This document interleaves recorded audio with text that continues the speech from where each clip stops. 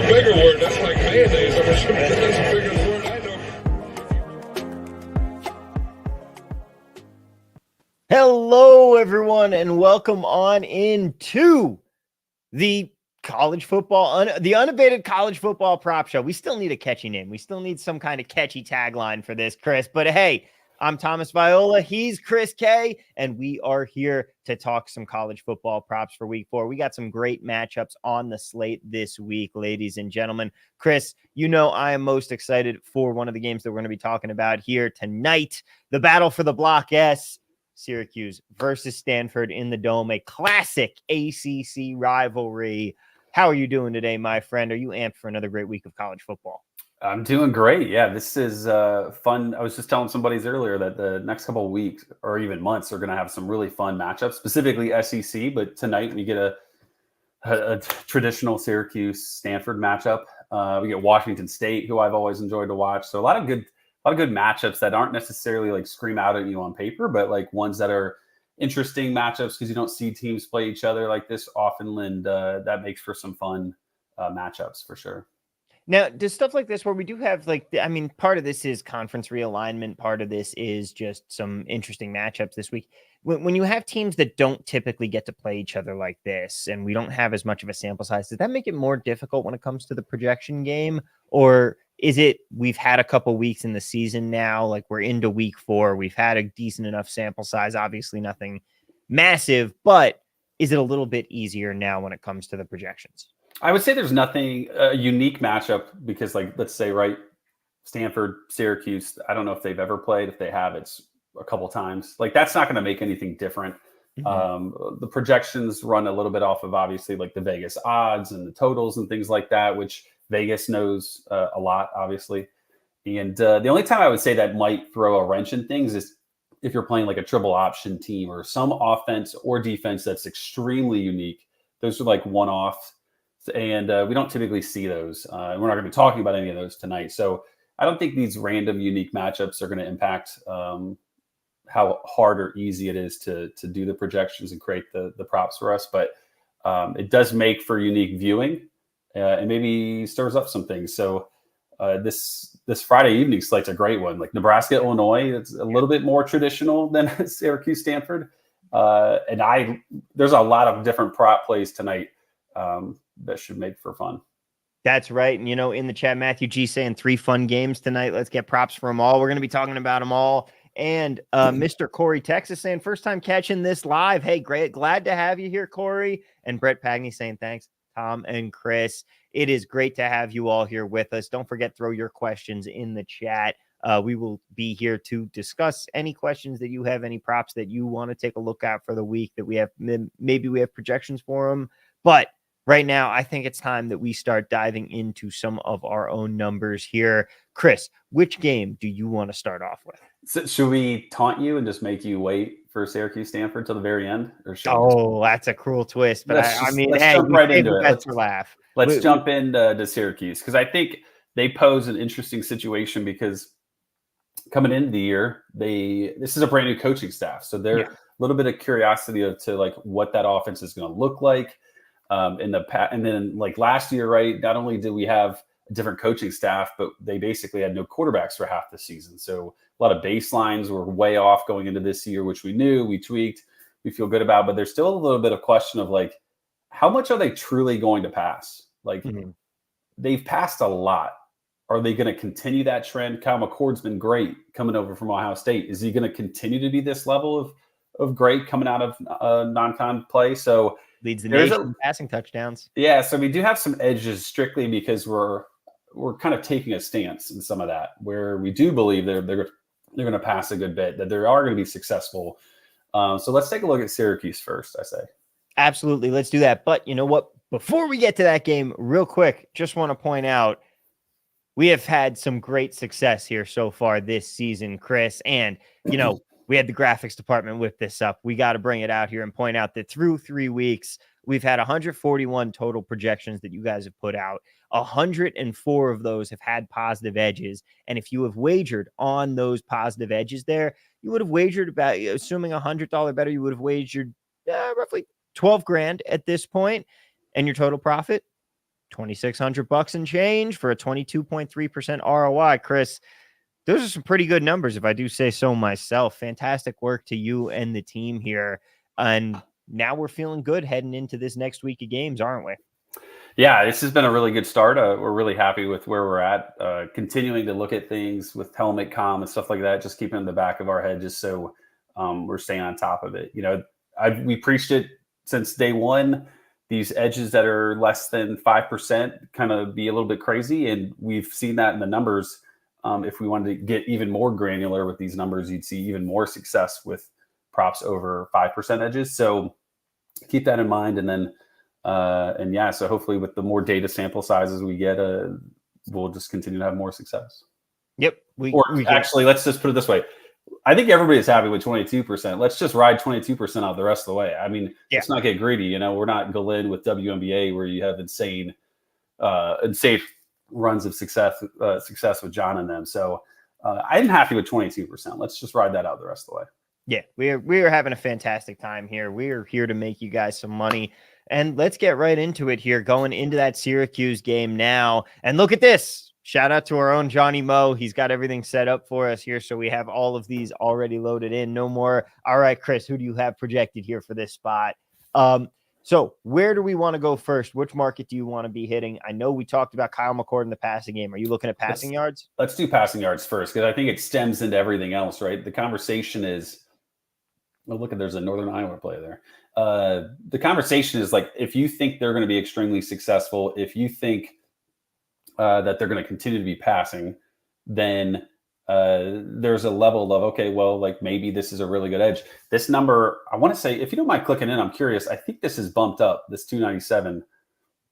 Sure thing. So originally we really look at this. So wow. We were at 263. I thought we were going to have a huge edge, but I hadn't looked more recently, I guess, and it's really bumped up. But, this really goes in line with, like, if you believe they're going to continue to pass at a high rate and they're going to be successful. Stanford's defense is nothing to be great about, right? They got torched by Josh Hoover in week 1, I believe. So they are very susceptible. So if you go to the receivers, then let's see if any of the individual options out wide jump for us. Now, for that, I know that we do actually have some options here because people have been popping just a little bit on our projections. A couple more to the under rather than the over here, but Arade Gadsden showing a little bit of an edge on the over.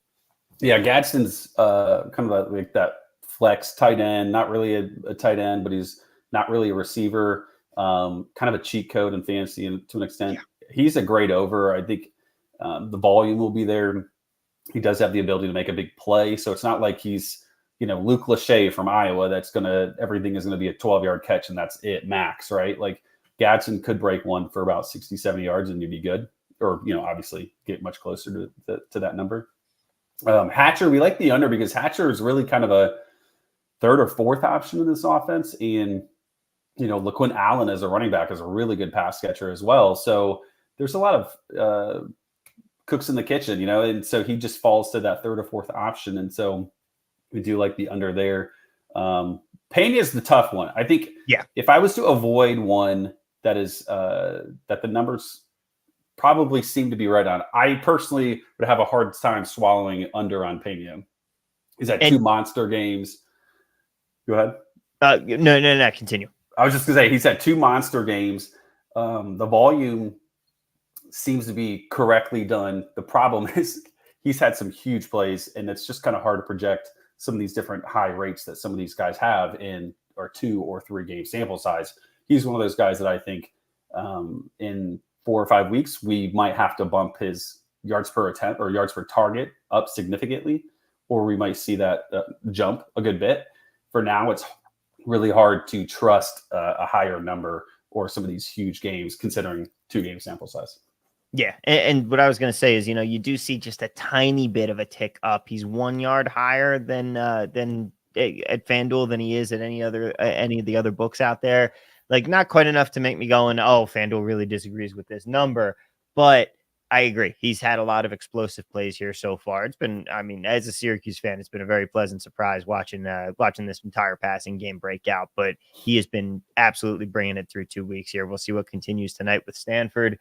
Andrew in the chat saying MSU, which I can only assume he wants us to talk about Montclair State University. So I guess, Chris, I'm sure you have projections for their game, assuming they have. They're next. Montclair State's next. Don't worry. Yeah. I say we wrap up the game, then go ahead to Michigan State. Purposely did this because we have a couple CFB Alpha chat guys that are big Michigan State fans and haven't been able to release them because of some stuff we'll talk about, but wanted to make sure we talk about them here. So works out well. Eric Aguilar also has a question for us on Max Brosmer. So don't worry, Eric. We see you there. We'll get you. Prop Master General wants us to talk about Cam Rising. We'll be sure to mention Cam Rising in his 7th-year senior status in this broadcast here. But yes, let's finish out this Syracuse-Stanford game real quick, Chris. You want to hit the rushing yards market? I don't know if let's click it. I don't think there's anything there. They use like 3 or 4 different guys, and it's extremely sketchy. It's wow. Yeah, last game they had I think it was a 10-yard loss by their running back Mike Ford, and then the next run by a running back was like in the second quarter. So these guys love to run their quarterbacks, both of them, Justin Lamson, the backup, and Daniel. So even if there were props out there, I'd say they're about as impossible to project as a running back group. The receivers, I think, are interesting. This offense has been a little bit more successful this year than I think some thought they'd be. Daniels is a fine passer. He's not going to do anything in the NFL or anything like that. But like you look at Ismail Cisse. I don't know if I got that right. Sorry, Miss Cisse. But he's been used in a lot of different ways in the offense. And so I think he's a younger guy. I think he's a sophomore. And so the volume has been there. I like the over here. So we see it on FanDuel. We see it in the receiving yards as well. So that's an interesting over. And then conversely, Sam Roush, you remember Stanford. What do you remember about Stanford 5 years ago? Toby Gerhardt. What kind of, like, in terms of style of offense? And Toby Gerhardt was a perfect example. But in terms of offense, they were like I formation, 2-3 tight ends. Yeah. Utilize those guys. They got this coach from Sacramento State, and he doesn't use tight ends all that much. And so Sam Roush, who is a quality tight end, we like the under on him for yards and receptions just because the volume is not going to him. They're going to Cisse, they're going to Ayo Maynor, Tiger Bachmeyer, and some of these other receivers are getting the action instead. So some of the unders on the Stanford receivers look interesting today. Yeah, I agree there. And we have Mr. Corey Texas saying, wow, my offshore options are horrible. Can't even find receptions. Yeah, FanDuel is the only market that we have that's showing them right now. No one is putting up lines on college player reception props now. So. You only get those on like Underdog and Prize Picks and Sleeper. Yeah. Which, by the way, we can and will talk about at some point. We'll bring these projections into the Underdog and Prize Picks realm later on in the show here. Benny B wants to know, can we get Mizzou projections? Do we have any Mizzou projections? So Missouri and Minnesota are both going to be released tomorrow or today as a part of tomorrow's game. So that's going to be a subscriber benefit. But I would say Nate Noel is interesting. I'll tell you what, Chris.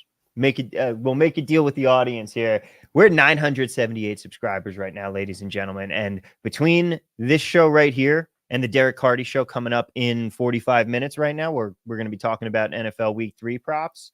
We're trying to get to 1,000 subscribers on the shows here today. So if we can we've got, how many people do we have watching? We have more than 65 people watching right now on YouTube alone. We got more on the Twitterverse. If they come over to YouTube and everyone's hitting that subscriber button and we get to 1,000, maybe we give out maybe we talk about 1 or 2. We can do Missouri. I think Missouri is appropriate. Yep. I think that sounds like a great idea here. So you guys know what to do. Smash that subscribe button and let's get up to 1,000 on this show right here, Chris. Hey, do you know who number 978 was? I do not. It was me. You were slacking. That's what you're telling me. I had no idea. I thought is there separate YouTube channels for Unabated? Yes. Unabated? So that's what I thought. I was already on it, and then I realized this is Unabated live, and so come on, man. 978. Come on, man. Your But awareness rating in NCAA is 0 right now. Manti Te'o levels. There are Yep. receiving yards that we like. So if you real quickly like Roush and if you go to like Roush's receiving yards, we do like that under. So there is that number there for you. I forgot who asked in the chat, but that is a number that's edge and available on FanDuel and some of these other books as well for you. And Mr. Corey Texas says, guess I need to sign up for those. Yes, you do. You do need to sign up for at least an Unabated premium subscription so that you get our in-house college football projections. If you, of course, upgrade to concierge, that gets you the edge rusher, as well as you get all of our projection sets an hour earlier than premium does. Even more edges there for you to for your benefit here. All right. Michigan State, I think. Yeah. Michigan State was where we wanted to go. And receiving yards is a great place to begin. Yeah. Schuyler Distelzwig. I apologize, man. There's no way I got that right. Curious if you guys are releasing MI tonight. Do we think Orji gets all the snaps? Is there a chance we see Davis? Seems like USC would just sell out and stack the box to stop the run with Orji in. Michigan will be released. Mm-hmm. We do expect Orji to get the full usage of passing, whether probably 18 passes. I mean, it's not going to be much. He's just a really effective runner. Now let's see. I'm really curious to see how he performs like as the guy every single snap, because like he was just mentioning, right? Like USC could easily stack the box. Mm-hmm. And then that's where you have to prove it. You know, he has to connect on a couple passes, maybe one deep ball, and then things will open up. If he doesn't, it could be a long day. For sure. All right, let's get to that Michigan State game now. Which market do you want to go to first? I think receiving yards is good. All right, we got Montori Foster and Jack Velling here so far. Yeah, Foster is the guy here that I want to talk about. Receiver one, he's been super productive so far. High volume guy. Aiden Childs, the quarterback, has seemingly connected well with him, and he's going into the year was probably the most talented guy. So it's not a surprise that Foster would see some success and an over edge here. Jerron Glover is questionable, I believe, as of what I was looking at yesterday. I would say if Glover's out, this is a really strong play. I like this because it's one less receiver. He's technically a starter, but he's probably closer to that like receiver 2 or 3. They have a true freshman, Nick Marsh, that's popped this with Glover being out. But it will benefit them for him to if Glover was to be out. Veiling the tight end, sometimes quarterbacks love throwing to tight ends and sometimes they don't. And Veiling has had success in college, but Childs, maybe as a younger quarterback, just doesn't love throwing to tight ends. Can't find them. Sometimes you see bad quarterbacks or young quarterbacks, they hone in on one guy. And that's really essentially it. They're a one-read type player. They throw to him, and then that's it. And I'm not saying Childs is bad or he's I'm saying he's young. Maybe the inexperiencedness, he doesn't look towards a Veiling who's maybe a third or fourth option in the route tree. So I don't necessarily would hammer Veiling under, but I do get why the under makes sense on this one book at 23.5. I think the Foster one is way more relevant and a stronger option for us, which we see with the edge being 11% higher. Mm-hmm. CP, I said, did I hear it correctly that above 5% edge was an even stronger ROI? Yes, that is accurate. Yeah, so one thing to think about is we have a lot of edges that pop up between 0 and 3%, just because when we build out usage and projections, we have to give them to somebody, and sometimes that just results in maybe 1% more for a running back or less in a receiving usage, and all of a sudden the whole way the model works is it's all of a sudden he's projected for 11 yards and you like the under on a 9.5 receiving yards or something like that, right? And so that's where some of those pop up. I would really strongly focus on 5% or better, but it's your bankroll, it's your options, your choices. But that's where I would target personally. Mm-hmm. By the way, we are up to 983 subscribers. Let's keep that train going, and we're going to keep the train going here. We've talked about the receivers. Who do you want to hit next on this Michigan State game? Let's go running backs. This is a really interesting one, and I appreciate one of the Spartan fans in CFB Alpha kind of chipped in to help out here. Nice. Because, obviously they watch every part of every game. I have family that's Michigan State fans, full disclosure, so I do watch some of Michigan State football. And full disclosure, like it's a conflict of interest. Yeah, I just wanted to put it out there, slightly biased to an extent because I am a Michigan fan. So Kayron Lynch Adams. So he came into the year as a UMass transfer that had run for 1,000 yards. Nate Carter was supposed to be the guy, but I think everybody would agree Lynch Adams has looked better. And they're doing either one of two things. They're riding the hot hand, or their offensive game plan, whether they want to run inside or outside, determines who gets that usage between Adams and Carter. I think Lynch Adams' number of 35.5 is too low, even if they want to run more inside because he's more of a speedier outside back. I think that's certainly hittable, and he could still see 7-8 carries. If he is the guy in the offense against BC, we could see him get 15 carries, which is a crazy amount. So I really like the over here. There is some volatility and some risk to it, so just keep that in mind. But if things play out kind of where we think it's going to be, I think he clears that, knock on wood, like fairly easily. So we'll see what happens against Boston College. They gave up a ton of yards to Missouri last week on the ground. So they're not some necessarily juggernaut defense against the run. So, but do like the over on Kayron Lynch Adams. All right. That's going to be one to definitely watch here. Do we want to hit the passing game? No, let's not hit the passing. I don't think there is. In Childs, you could look at. He told us to bet the over, and we haven't been able to yet. He's the guy that told us to bet the over. Oh, that's right. Brett Pagney saying agree on the MSU backfield here. So there you go. Brett is definitely on board with us. But yeah, Childs saying bet the over, and then this is not that kind of game here so far. You can't have a prop number of 201 and say bet the over. Like, I'm going to score over 5 points in basketball today. Like, okay, that's not all that impressive. Yeah, seriously, especially in the college game. All right, we've got one more game going tonight. What are we? Where are we going? We technically have two tonight. Michigan State was one that we couldn't release due to the Glover injury and the indecision and the sketchiness on the running backs. So that's why we included that here today. But let's look at Nebraska. Let's do it. Have you noticed, by the way, this Dominic Raiola thing or Dylan Raiola? How he looks exactly like Patrick Mahomes. Oh yeah, he's that guy. He's the Mahomes one. Yeah. So we actually like his under. This is another one where I trust the numbers, but I'm like, man, it's just hard. 215 is a low number, but he's a true freshman against a ranked opponent in Illinois. And both teams, I think, will be effective running the football. So in theory, this game could go by fairly quick.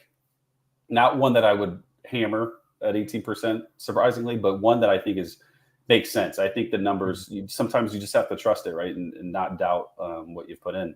I talked about this weeks ago. I've reinvested money again into Dylan Raiola under 8.5 rushing yards. I'm doing it again, Tom. Interesting. Did it hit last week? It has hit multiple times. I don't know why they keep putting it. This is the one that was released at like 25.5 week one. Mm-hmm. He's not a runner. He's a statue type quarterback, and he's a great true freshman quarterback. Like, this guy's going to be a top 10 pick in the NFL in 3 years. But like, he doesn't run. They don't want him to run. And he's going to get sacked. So I really like the under 8.5. There are some spots where you can bet it. So just look at that. And I think from there, it gets a little weird. Their offense is, if you want to go to the run game, I'm kind of standing on a hill, on a decision. Yeah, wow. You can see that, right? Yeah. Nearly 56% edge on Dante Dowdle. And the reason why is I think books are looking at this like they have 4 running backs. They have used 4 running backs. I think they continue to believe all 4 eat like almost a fair amount. I don't see that to be the case. Dowdle was the guy that got the heavy majority of usage against Colorado a couple weeks ago. And then he's hit this number of over 50.5, like every game, I think, but 2 of them were on limited carries. I think he sees real usage. And I think he's going to get 13, 14 carries. And I think that is a good number for him to clear. Now, I think Ramir Johnson's the RB2. I'm not as confident on that one, but everything is pointing in that direction. So I do like the over there as well. Gabe Ervin and Emmett Johnson are the 2 other running backs. I just don't see them playing a lot in this ranked matchup where I think they really do give Dowdell and Ramir a ton of usage, a heavy percentage of their running back carries against the Fighting Illini. So I think that's why they're so heavy, or that edge is so large, is because of that stance. So just keep that in mind. There's going to be some volatility. Maybe, don't 5X it or something, right? That's just crazy. But Yeah. I think I personally really like that over for Dowdell. GP36 says Dowdell has been getting bumped up consistently throughout the week. Fegan getting bumped down as well. So there we go. And Chris, this feels like it's going to be one of those classic Big Ten ground and pound kind of matchups here. Yeah, these are two teams that definitely want to run the football. They're not as heavy old school usage, like 65% type run, but like they don't have Rail is a great quarterback, but he's still a true freshman in game 4 of his career. Luke Altmaier is a solid veteran quarterback. So I think like they want to run the football, they want to control the game, and so the game script itself could play into that as well to help us out on some of these rush overs. Mm-hmm. Now, do we want to head into the passing market here or see what the receiving market is looking like in this one? Because we've got some good edges coming up. Yeah, there's a bunch of edges here. We have a grab bag of options. So Jamal Banks coming into the year, I would have said, yeah, receiver 1, transfer from Wake Forest. He's a great option. It's really been the Texas transfer, Isaiah Nayer, that has emerged as the top option. I think Banks has maybe 11 or 12 total targets in the season. So I had to double check. I saw it this morning and I was like, I need to double check this because this just screams like maybe something's off, but I don't see how it's off. He's not like popping for big plays, right? He's getting 3-4 targets and that's essentially it. So I do like the under there. Ramir Johnson's a running back. This is one of those ones that can be a little tough because it's a little tougher to predict. It's a little tougher to predict. He is a dynamic running back that can take one target, one catch for 30 yards, but the numbers say, hey, the under is the play here. I personally would say, maybe let's just focus elsewhere. But if you wanted to run with it, you certainly could. Now, how about Franklin over here? We got Zachary Franklin looking like a decent edge on his over here. Yeah, I really like Franklin. He's a former UTSA transfer that kind of just disappeared going into the portal, went to Ole Miss, just disappeared. He goes to Illinois and has really kind of reemerged. He's had a couple really big games. I want to say he hit this number fairly easily last week against Central Michigan. They like the thing that you want to see when you bet these overs or reception overs on receivers is like, is he involved in the game? Last week, he had 3 catches on the first drive. So he's definitely a guy they're going to get involved with immediately. At the very worst, a receiver 2 on the team, but they'll throw it enough. We actually like the Illinois passing. I think we like the passing over as well on Altmaier. So it lines up with that. But Franklin is a talented player that's found himself in a situation that fits more of his mold compared to like Ole Miss, where they have so many dudes. And Brett also pointing out that he's only played 3 quarters here. Corey Hahn says, "What? No Heinrich Harburg here." Yeah, so he's the guy. They kind of did it the old Syracuse way last year, which is where they just put in guys that would just sacrifice their body at quarterback and throw it 12 times a game. So yeah, he's their backup. In theory, maybe he could get a snap or 2 if they want to go like 3rd and 1 and wildcat type, just bulldoze like an Alex Orji type, right? Because they don't want Rayola to do that offensively. So maybe, but I don't think it's going to eat into any of the pass numbers for the Nebraska players. And we are up to 985 subscribers. So come on, guys, we need 15 more here. We're looking for 15 more. But Chris, that's going to do it for the 3 games tonight. Where do we want to go next? So there's one more team tonight to talk about. It's Washington State, the late one. The CW network has this one. Ooh, it's a CW classic with the Cougars, my friend. CW after dark. It makes perfect sense why they would be on the CW, since that is, of course, where the documentary TV show aired that was all about the Cougars a few years ago. Of course, people would be familiar with it, called Cougar Town. Cougar Town, yeah. I want to say the pregame show for that is like Seventh Heaven. That tracks. It should lead right into a great football game. Washington State, and the one I was going to specifically look at is love John Mateer, but receiving yards I think is the one that I was going to call out. Mm-hmm. So Chris Hudson, the Washington State receiver, is I think he's got 22 targets on the year. He's caught 11 of them. Ooh. You have to say, is that like, it's 3 games. So this is what situation where you're not going to overreact to something. You keep in the back of your mind and see, is this a trend or is this just a 3-game sample size? We are playing it like it's just a 3-game sample size. So we see the volume will be there, hence the 71 yards. So we like the over here. If you are a Washington State fan and you've religiously watched all 3 games and can see all those targets and you're in the chat, let us know if like he just has hands like fish or if it's just bad luck. Because I'm leaning towards bad luck. I think the volume will be there. Josh Meredith is another guy. It's a small edge, but I still like it as well. If you want some late night juice on the CW, he's the slot receiver in the offense, which is typically where you want to be putting your money on overs. And so I like that one as well. He's seen his usage increase with Mateer being increasingly better offensively. Also, I'm sorry, but if you're not getting if you're not converting targets into catches versus San Jose State, what are you doing? I mean, this is the prestigious Tupac conference here. You've got to be able to get yardage and get separation against San Jose State. Come on. Hey, put a little bit of respect on San Jose State. They actually, their coach came out and said that, Washington State's coach came out and said that San Jose State was the best team in the Bay Area.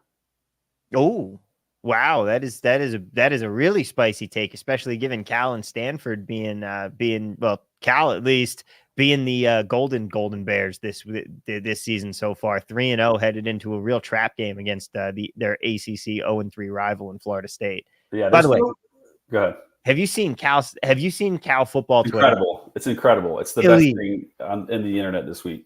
Absolutely elite. I have some friends that went to Cal, and I'm very disappointed they won't be there for the Berkeley for the Cal Syracuse game. But yeah, just absolutely elite from them there. But you're right. Got to give some props to San Jose State, because I will say there was a while when they were just an absolute pro factory. Like, you weren't getting superstars coming out of there, but every team had a Spartan on it. Yeah, they've had some good enough teams for sure. Yeah, they're your typical solid-ish mid Mountain West Conference team. Yeah, not a complete pushover like some of these other Mountain West teams, but yeah. they're quality enough. I think that'll be a high-scoring game. Nick Nash, you see his numbers at 108.5. I mean, he is a receiver one. I think he got like 18 targets last game, so they might target just one straight guy too there. So. Looking at Saturday, let's talk Utah. Let's get Utah out of the way. Sounds good. Real quick, Brett has a question about Lockhart here. Okay. I mean, that's his question. Just any thoughts on? Oh, just yeah. My bad. I led into that poorly. I would say I would avoid the 60.5 number is strong enough where Emmett Brown, the quarterback, is really honed in on Nick Nash. I would be concerned about Lockhart from a prop perspective of over or under. I would just avoid it and look elsewhere. It's hard to project 3 games where a guy has like 18 and 17 targets, and you're wondering, okay, are they going to continue to do this? Like, these are insane rates. Like, I can't project 45% of targets to Nick Nash. So then it becomes, where do those other numbers go? Yeah, it's just too much of an outlier there. Bill M saying the total is steamed down from 59 to 55.5 in that game. Brett saying 30 targets in the first 3 weeks. And is that 2 TDs? Did he say in there? Yeah, 2 TDs. Thanks though, Chris. And shout out to San Jose. Shout out to San Jose in general, my former home here. All right. Let's take a look at that next game. You wanted to talk about Saturday here. Utah. Let's go Utah. There's been some chatter about Cam Rising and Utah in the Discord. It makes for an interesting situation because Cam Rising is a very good quarterback that's banged up, that we think is going to play, but we don't know how good he'll be. Like, it's just really hard. I believe it's a throwing hand injury, which makes it even tougher. Yikes. They've basically said like he was practicing with the glove on. Like, is he going to be wearing the glove? Is he not? Is that a good thing or is it a bad thing? We have not accounted for anything injury wise, and we like the under at 225.5. So in theory, there's a possibility that he could be worse, and that number is really strong. Vegas plays into that a little bit though too, right? Like, Vegas's totals are based off of what they know. I am sure some of that Vegas projection is based on the fact that Rising is probably playing, but probably not 100%. So I think the under makes sense, but I do think it's whether he plays or not and how good he is going to affect the entire offense. So, like, if you were to go to receiving yards here. Yeah. Um, By the way, shout out to the fact that both of these quarterbacks seventh-year seniors. Yeah, they were showing something that between the two of them, they're 49 years old. Alan Bowman, yeah. And what's absolutely crazy is I'm pretty positive Cam Rising has another year of eligibility. I don't know how, but That's I'm amazing. fairly sure he does. He's already come out and said he's not going to do it, but fairly sure that's possible or it's in the cards. So, like I said, Rising, his impact is huge. Money Parks is like their second receiver, but he's really their third option in the offense. We see an under on him. Brent Keithy is like BFFs with Cam Rising, so a healthy, full-strength Rising would never have Brent Keithy at 45.5 yards. That's a low number. So we like the under there. And then conversely, Singer, he's the receiver one. He's had some bigger catches this season, slightly over. I would be weary of any overs on this offense just because of Rising, like I've talked about. Do you know who the backup quarterback is for Utah? Absolutely not. But I can tell you what it's called when he and Cam Rising walk into the room together. It's the two Utes. Oh gosh. Oh boy. It's your favorite quarterback's little brother that went to BYU, Isaac Wilson. Oh my God! Wow. How could you go to Utah if your brother is a BYU legend? I mean, that is a very great question. But wasn't he trying to get into Utah and he didn't get in? Zach Wilson? I have no idea. I have not followed them enough. And that was, what was that, like 4 or 5 years ago he was at BYU? That was the 2020, I think that was 2020 season, wasn't it? Yep. A couple questions here on this game before we move on anywhere else. GP36 says, any thoughts on Rising under 22.5 rushing yards? And also Prop Master General says, glove versus no glove. Question from the Alpha chat there from CFB. I think it depends on where you're at in the relationship. But when it comes to Rising's rushing yardage, there is a kind of a thought process behind that, right? It's a banged up hand. It's going to be unavoidable. It's going to be a hurt hand. It's going to be unavoidable to not get hit. But I want to say he got hurt running. I don't remember. It was against Baylor. I can't remember the exact play. I was not in full steam watching, but that number's too low for me to think an under is a great play. If that was like 35, 31, I would feel really good about an under. But I think I would avoid that. But under would be the only option there if you were to be forced to pick one. Yeah. And worth pointing out, he has been wearing the glove in practice all week. I mean, maybe he can channel his inner Rich Gannon here and make it work out. All right. Do you want to hit the rushing market next for this game, or do you want to move on? Let's look real quick at rushing yards. Mika Bernard, 17 carries last week. He was really good. He had like 140 yards. We like the under. The pace of this game leans more towards just probably a lot of plays, and with Utah's injuries and the Rising situation, how good's the offense going to be if it is Isaac Wilson or a banged up Rising? One thing to note is I want to say he had 17 carries last week. I don't think he's ever had over 12 carries in a game until last week, or like 14 carries in the game until last week. So he's not a high volume running back. This is not a guy that's going to get 17, 18, 20 carries every single week. So I was really surprised to see that usage. I like the under here. It makes a lot of sense to me. He's great in the passing game. So maybe they get him involved that way to get him more touches rather than straight runs.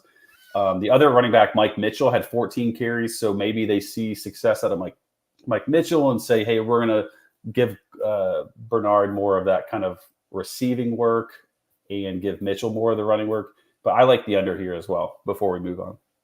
Perfect. All right. Brett says had 19 carries the week before against Baylor, but I understand your underplay.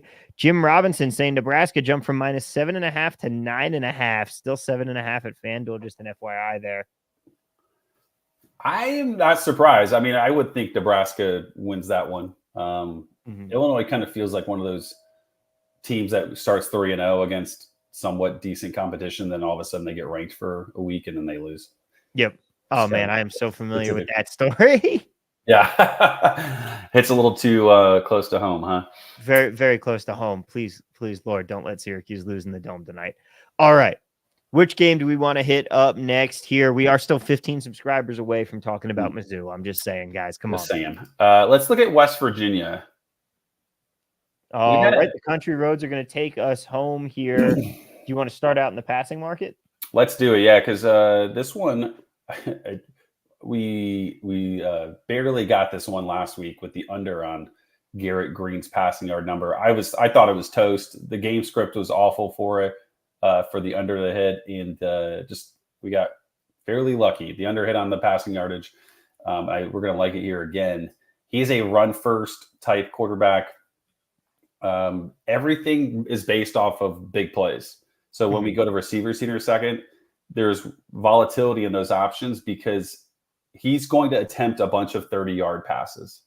And if one of those pops, then that receiver is going to be and you're going to be in trouble. But it's not a high percentage play to go. It is a high percentage play to go over. It's not a high percentage pass for Green. Kansas, you've seen them more recently. UNLV, we talked about it. Sluka threw for 1 yard, maybe, or 4 yards in the second half last week against Kansas. They're a pretty good defense. They like to run the football at Kansas. So, I think this matchup tends to be a lot of runs by all the different running backs. And so the under on Green looks good. And then we can look at his receivers. Yes, sir. Yeah, so my personal favorite of the bunch is going to be Hudson Clement. He is kind of almost all these receivers are like 13, 14% usage, 15% usage. Clement to me is going to be that bigger play type, the longer pass attempt type. I like the under on him. Traylon Ray is one I would avoid. He's probably the receiver one. Cole Taylor's your typical Big 12 tight end. He's going to get some usage. He's really a solid tight end overall of a receiving game. It's just a matter of what does he do with the 4 targets that he gets? Like if he catches all 4, you're probably stuck. But we don't ever project a guy to catch all 100% of his passes or targets. So I think the under makes sense there. But Taylor is a quality guy with higher percentage receptions compared to a Hudson Clement who has those riskier, lower percentage attempts. Yeah, so this is very much a game, and you already talked about it plenty, but you see it with both of those receivers, really all 4 of the receivers here being projected for 30, 36, 26, 27 yards receiving.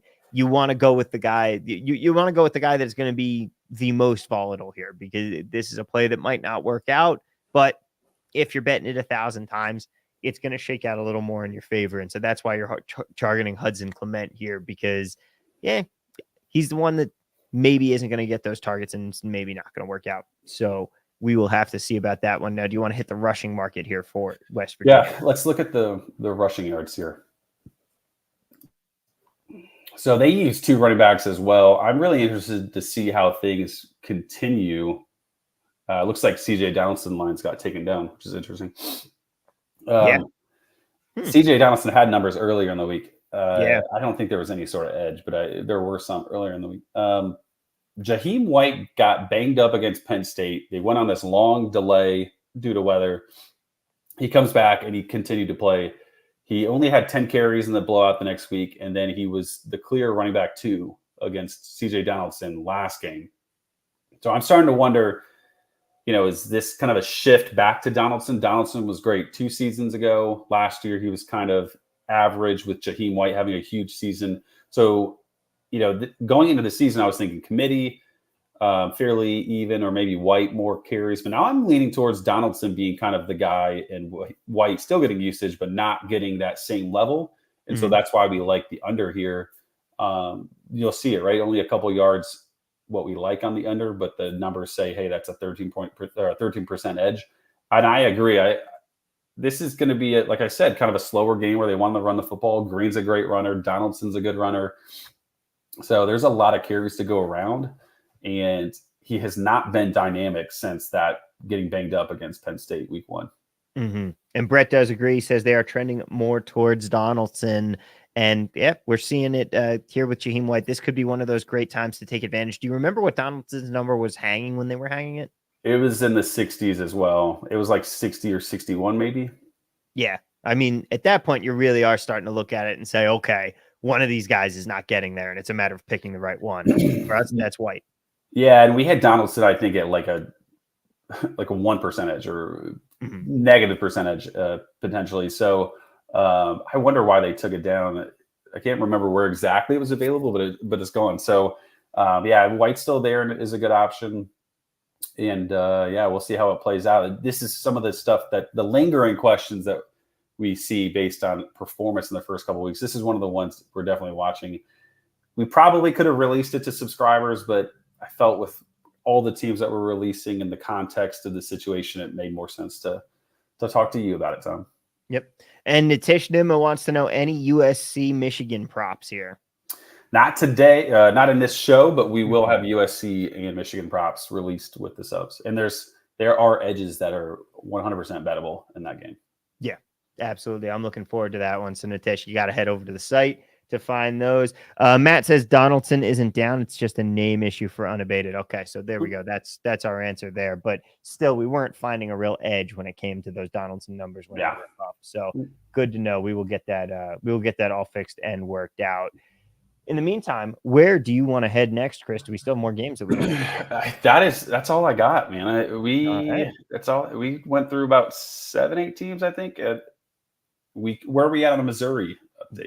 Oh man, it's not looking good. I'll tell you, it's not looking good here. We have 70 people watching the show right now on the YouTube channel. We've had at least 500 people come through via Twitter. If any of the Twitter people want to talk about Mizzou, they've got to come over to the YouTube stream and hit that subscribe button because we're currently 14 subscribers away. So guys, I don't know. Are we going to get there? Hit that subscribe button, hit that like button, and we'll see if we're going to drop a couple Mizzou numbers in here.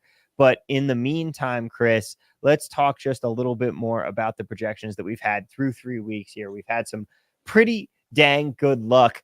Now, Jack was talking in a premium live stream today about how we are hitting that sweet spot here for college football props. We're getting to that point in the season now. We've had a couple weeks. We've been able to determine more about some of these usage rates for players, and we're getting into conference play. Would you agree that we are now starting to hit into that sweet spot? And maybe, hey, I know we're happy with 22% ROI, but maybe we could see that ticking up.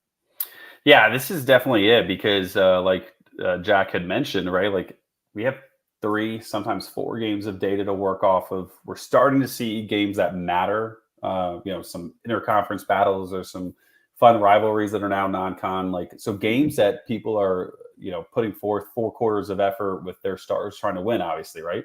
Yeah. Not talking about blowouts by the third quarter. So we're starting to see more reliable data.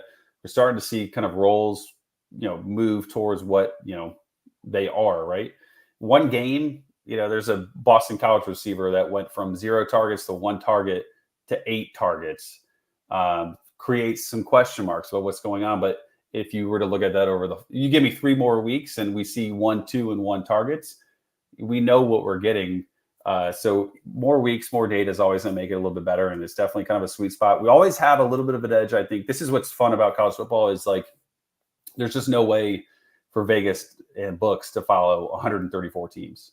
There's just no way, like we have been doing this for 5-6 years, at least. This is the second year with Unabated. Like there's so many things that pop up. There's so many injuries. There's so many different impacts of role changes and coaching changes that it's just impossible for books to get things right 100% of the time. And that's why the news section is so important of the Unabated tools. That's why, looking at the prop screen throughout the entire, Friday night, Saturday morning, Saturday day is important because they release things that are sometimes super random that you can catch. And we feel good about the teams we're releasing. So if you see something with a crazy edge, unless there's an injury that just happened, which will take that team down essentially, then you should feel pretty confident in those ones that pop up. Now we are at 987 subscribers here. If we can get 3 more, if we can get to 990, we'll talk about a player from the Mizzou from the Mizzou game. How about that? But in the meantime, Corey Hahn did have a good question from Corey Hahn had a good question from earlier in the chat, so I hope he's still around. But he was saying, is it better sometimes to look for the non-top 25 teams when it comes to some of these props? And I would definitely say that that's the answer, because like you just said, we are dealing with the fact that books simply aren't putting out lines. They aren't doing the research on 134 teams here. Yeah, and it's just kind of like week 4, week 5 is a sweet spot of like the season. Like there's probably a bucket of teams or ranked teams that are like a good sweet spot, right? Like everybody knows what's going on with Bama, Georgia, et cetera. We still have had really great edges on Bama and Georgia the last couple of weeks. But you see some teams like West Virginia, that's maybe the 28th best team. You see like some of these 30 to 50, that might be a sweet spot because there's a little bit less maybe information out there than with Alabama or Georgia or USC or Michigan. But I would say, like when Maction rolls around, we would love to put out those projections and give those to subscribers. There's like no information out there. Like we're working off of like 21-year-old kids. So when you get that level of like the bottom 15 teams in college football, you fall to the other end of like there's zero predictability in that offense or that scheme or game plan. So there's definitely a sweet spot as well when it comes to teams. Yeah. All right. We have hit 990 subscribers. Let's pick one Mizzou player to talk about. Okay. You guys haven't let me down. We were at 978. I'm happy that we've added 12. We can get the rest on the show with Derek coming up in just 8 minutes here. So be sure to stick around, hop over to the new link, or just go back to this channel homepage, and we will, Derek and I will be going live at noon Pacific time here in just about 8 minutes. Who do we want to talk about here, Chris? Let's talk about Nate Noel, the running back. So him and Marcus Carroll both transferred in from the Sun Belt. Noel was at App State last year. Everybody believed this to be a committee. And we come in here, we have seen it be a committee-ish. They've played in games that are not competitive. They go up against Boston College, a team that pushed them to the end of the fourth quarter. And we see Noel with over 40% of usage on the ground, if I remember correctly. We have him at 16.3 rushes for 97 yards. This is one I am a big fan of it because I think there's a world where this number is conservative. Ooh, but wow. I do think that like if the only issue here would be that Vandy is I think they're 20-point favorites over Vandy, so we've scaled that back to where we believe with that kind of game script is going to be. Still like the over. He looked the thing I liked about it was like he looked very good. Like he wasn't Caden Fegan, this big plotter that looks slow. Like he looks like a very good, talented running back, and we've seen him at App State produce against Texas A&M, so we know the talent's there. So I like and we see that disappear there, right? But I like the over on the 97 yards on Noel.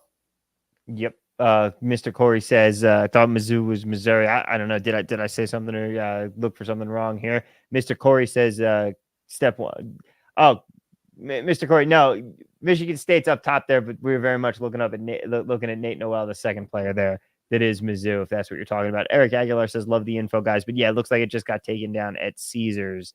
And so it's off the board for us here, but we were showing a pretty nice edge there on that over. We need to do one more quick one if you want to look at receiving yards for Missouri. All right, let's do it. Well, because there's only one option. Oh, man. Maybe let's see here.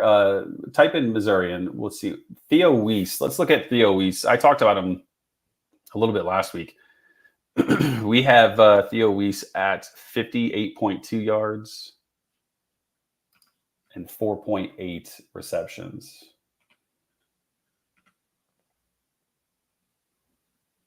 Okay, so only a slight under. Click on his yardage because I'm fairly positive that number is moved. I want to say that number is moved.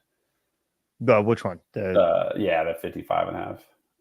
Yeah, a little bit. Not so not a lot. It would have been a better edge. He's the second receiver for them. I think Burden eats. I think the run game eats. I like the under personally on the least number. Maybe if you see it change over the next 24 hours, you like that obviously a bit more. But Noel would be my favorite of the bunch, and then I like Weiss as a kind of second or third option as a nice under there. All right, Nitish has one more question here, and it's a player we have to talk about because he's been mentioned, and so we 1,000% have to discuss General Booty. You want to talk about a bad number? Look at that number. It's like 75.5. It's just, it's unfortunate, 75.5 passing yards. We do not have UL Monroe numbers for you. It's just, it's not going to happen. Okay, what would you think here? If I gun to my head, it's so hard I would have to go over, but I would not feel good about it. Like, you would hope that he has to complete a 30-yard pass. Yeah. Like 75 is just such an egregiously low number that you're like, how could I ever go? Like Iowa quarterbacks who have been historically been the worst were never at 75.5. The matchup's not good going up against Texas for one. And he's the Oklahoma transfer that surprisingly won the job. And what a great number. But yeah, this is, I think I've made this joke before, but I think when you place the bet, they immediately call you from the gambling hotline. Like it's like a trigger. It's like a red flag and they call you. That's that type of bet. I think that is. Well, I'll tell you what, my buddy and I, we need to get, he's got a John David Booty USC jersey. I need the General Booty one before the next Two Fresh concert. I think that's only appropriate there. But ladies and gentlemen, that is going to do it for us here on the show today. We've got a solid hour here with you. Thank you so much for being with us. We've gotten up to 991 subscribers. Coming up next, NFL Week 3 player props with Derek Carty from EV Analytics. We're going to be going over his blitz numbers in the simulator as well. And of course, Chris and I are going to be right back here next week, bringing you more college football proppy goodness. Thank you guys so much for being in the chat. Thank you for asking your questions, for being a part of the show, for subscribing, for liking. We so appreciate all of it. You guys are seriously the best. And a reminder, if you want to try out these tools for yourself, head to unabated.com/pricing today. If you go to calendly.com/unabated, you can sign up for a one-on-one personal demo. I will walk you through all of the tools myself on a Zoom call, show you how everything works, how you can use it to start plus EV betting today and find even more player props and so much more when it comes to plus EV bets than we've talked about here on the show. Thank you guys again so much. Shout out GP36. Shout out Brett Pagney. Shout out Mr. Corey Texas, Eric Aguilar, Corey Hahn, Nitish, everyone else in the chat. We appreciate you all being here. We'll catch you next time. But in the meantime, best of luck this weekend, of course. And let's cash some tickets. See you next week, everyone. And see you in 2 minutes with Derek.